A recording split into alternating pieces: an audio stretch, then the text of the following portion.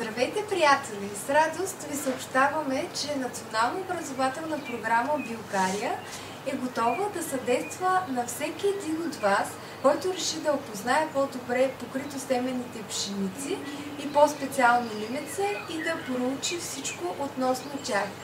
Днес ще ви покажем едно от тези изследвания, направено от студентката Райна Бонева за двузърнестия лимец.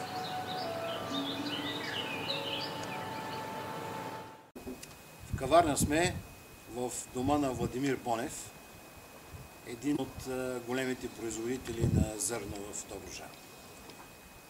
Неговата дъщеря Райна Бонева е събрала от световните банки различни видове лимец. Тук сме, за да ни разкаже за своята дипломна работа.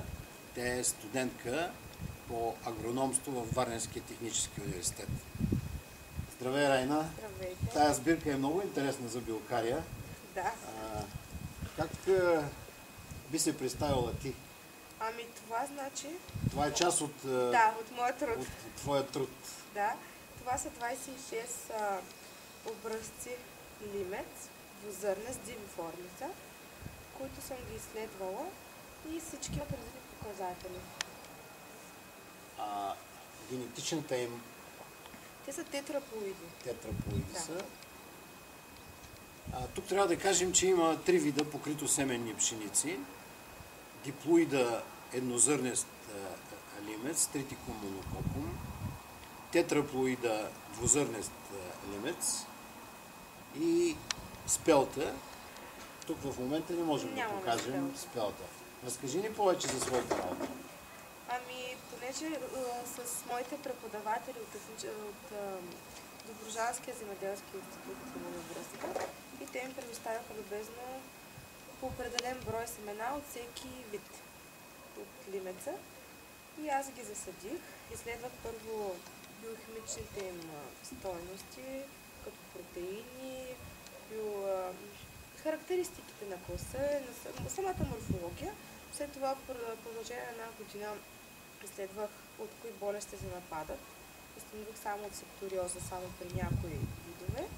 И неприятели, обаче неприятели нямаше, което е известно за лимеца, че не страда. Не го нападат. Защо се насочи предимно към двузърнестия? Известно ни е, че двузърнестия лимец е привилегия и занимание повече на изтока и най-вече на Русия.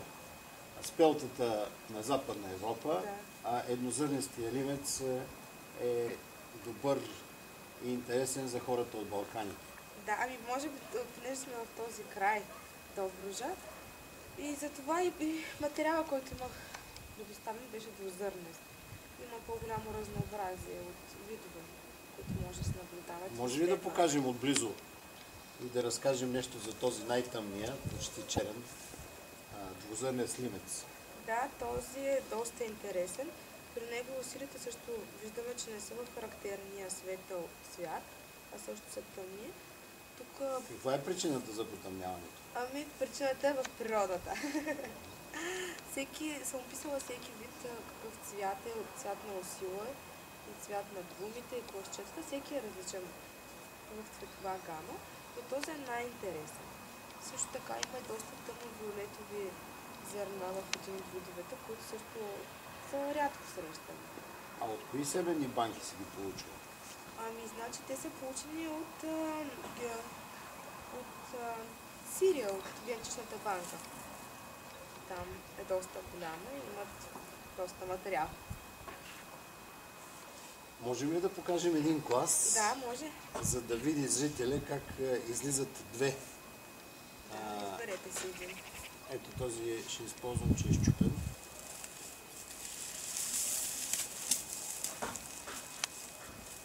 Сега може би камерата трябва да приближи, за да видим как от едно зрънце излизат две мустачета. Как агрономите ги наричат? Това са класчета, класови плеви се наричат. Класови плеви. Тези... Това са усилите. Усилите. Да.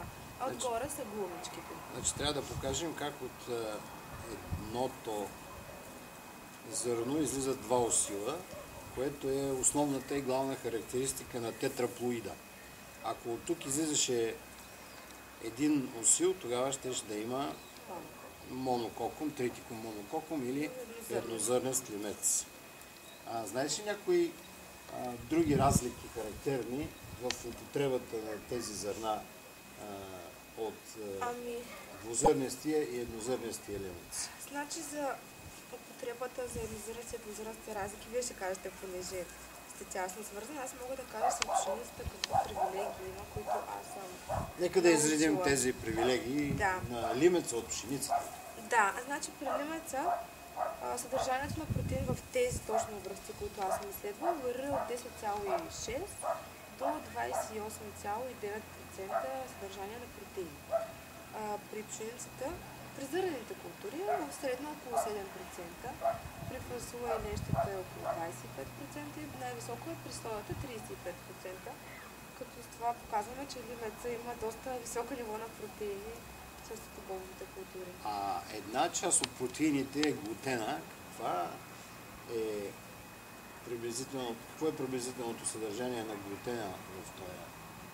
По-ниска спрямо пшеницата, мисля, че с 30%, ако не се лъжа. По-ниска. Значи имаме едва ли не 2 пъти повече протеини, а 30% по-нисък по-малък глутен. глутен, който е вреден. Тоест структурата на протеините е твърде различна при двузърнестия лимец в сравнение с останалите непокрито семенни пшеници.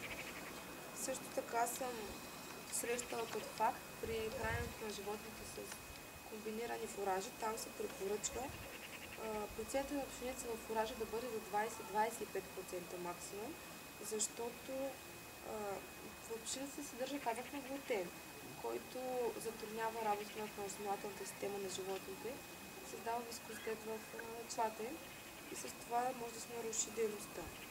Чувала ли се за глутенови алергии при животните? Да, и при хората също. И при хората, даже и при малките деца, още от 3 годишни деца.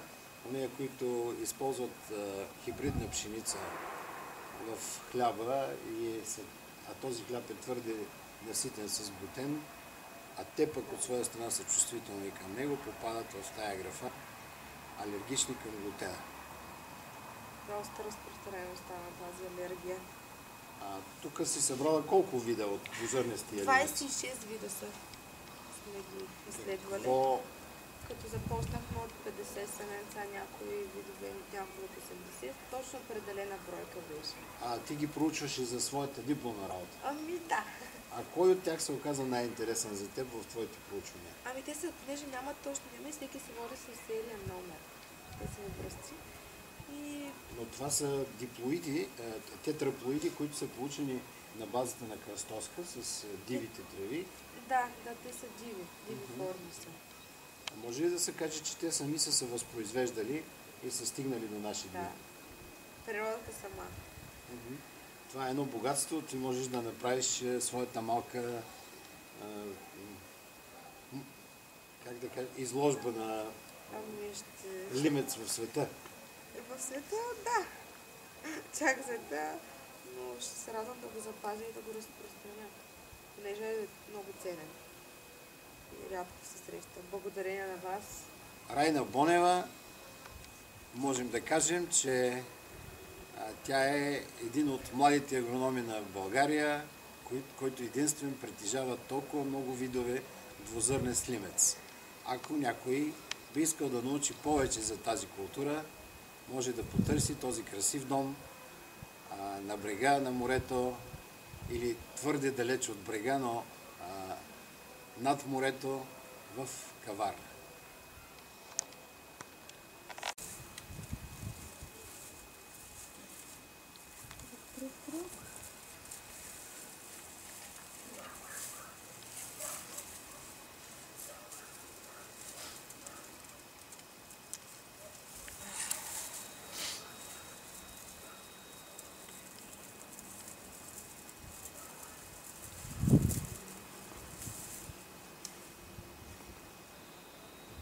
Разгледаме този сорт лимец, който е малко по-нестандартен от останалите други.